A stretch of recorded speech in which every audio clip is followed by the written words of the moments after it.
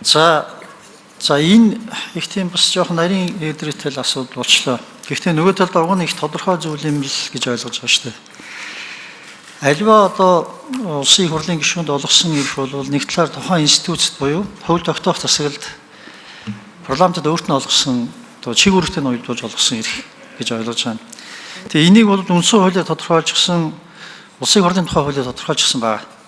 Жишээ нь үндсэн хууль дээр улсын хурлын гишүүний бүрэн эрх нь төрийн сүлдэндээ тангар өргөснөр эхлээд улсын хурлын дараагийн сонгуулиар шин сонгогдсон гишүүн тангар өргөснөр дуусгар болно гэж яг 4 жилийн хугацаанд улсын хурлд одоо хүлээсэн бүрэн эрхээ буюу чиг үүргээ хэрэгжүүлнэ гэдэг заачсан байна.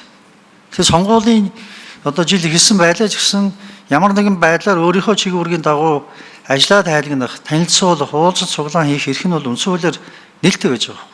Байх ёстой одоо чиг үүргийнх нь бол хоёрдугаар тэнийг улсын хурлын тухай хуулиар мөн адил гишүүний бүрэн эрхийн хугацаа 4 жил байна гэд 7-гийн 3-аар зачсан байна.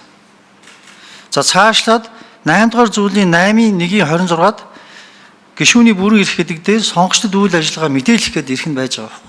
Тэгэхээр бид энэ бол гишүүн бол үндсэн хуулиарч тэр улсын хурлын тухай хуулиарч тэр иргэдэд мэдээлэх үүргээ бүрэн эрхийн хүрээнд бол хэрэгжүүлэх хэрэгтэй юм аа.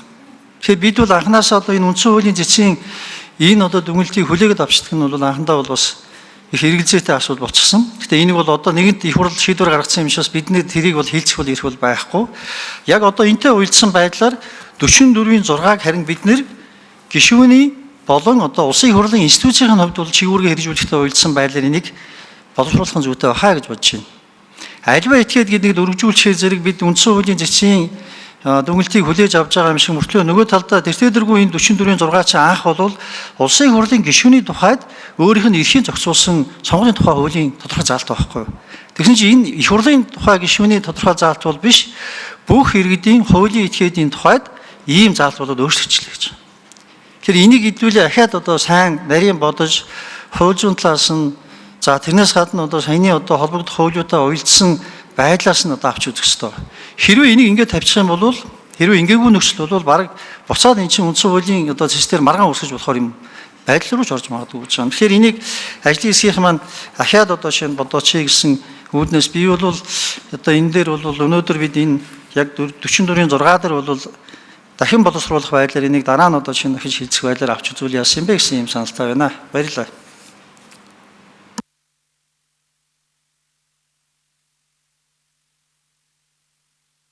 За номын чимэг шүү. За энэ нөгөө маргаан дээр би бас итгэмсэн төлөөлөгчөөр орсон. Тэгээд улсын хурал дээр ч гэсэн үг хэлэхдээ цэцүүл энэ нөгөө заалтуудыг 4 үндслээр дөрүүлэнгээр нь үндсүүл зөрчсөн гэж үзсэн. Гэтэ бид нар хүлээж авахдаа зөвхөн нэг үндслээр нь хүлээж авах хэрэгтэй. Нөгөө 3 үндслээр хүлээж авах ёсгүй гэдгийг байр суурь тэр үед илэрхийлсэн боловч эрцийн асуудал байсан уу, юу байсан уу, 4 үндслээр нь бүгдийг нь хүлээгээд авцсан. Улсын хурал маань тогтоолоо тэгээ гаргацсан. Тэгэхээр нөгөө эрхтгч байдал, энэ ойлгомжгүй хууль тогтоомжны ойлгомжгүй байдал гэдэг энэ асуудлыг нь одоо улсын хурал маань хүлээгээд авцсан учраас бид одоо хүлээж авсан хүрээндээ энэ ажлын хэсэг одоо ажиллаад ийм асуудал гарч байгаа. Яг үнийг хэлэхэд бас Батэрдэн даргатай бол саналыг байна. Энийг ингэж нээснээрээ бид нар нөгөө сонгуулийн сурталчилгаа гэдгийн хугацаа чинь яг ямар болох вэ? Тэгээ энэтэй холбогдоод бидний дандаа ярьдаг нөгөө сонгуул болон сонгуулийн сурталчилгааг зардалгүй явуулъя, нүсэр байгалахаа болиё гэдэг юм маань эвдэгтгүйдэ гэдэг үнэхээр санаа зовнил байгаа. За яг ажлын хэсгээр бол мэдээж улсын хурлын гишүүн бүрэн эрхийнхээ хүрээнд инээд уулзтаа хийх нь зөвөө. Зүгээр тайлангийн хувьд нөгөө эд бараа буюу том зузаан сэтгүүл тарааж байгаа нь өөрөө одоо яг тайлан ажлын тайлагналаа хийн гэхээсээ илүү төсвийн мөнгөөр одоо тий сурталчилгааны материал чиглэл рүүгээ явж байгаа байдал нь их байгаа учраас тухайн үед бол одоо цахим одоо тайлангаараа ингээ хөргөлдөг бол уулзалтаараа энэ бүхнийгээ бас тайлбарлцдаг юм тараахаа болиё гэдэг дээр бол санал нэгдэж байгаа. Зүгээр энэ маань нөгөө утгаараа Батэрдэн одоо сонгуулийн ерөнхийлөгчөнд даргачихсан юу байсан.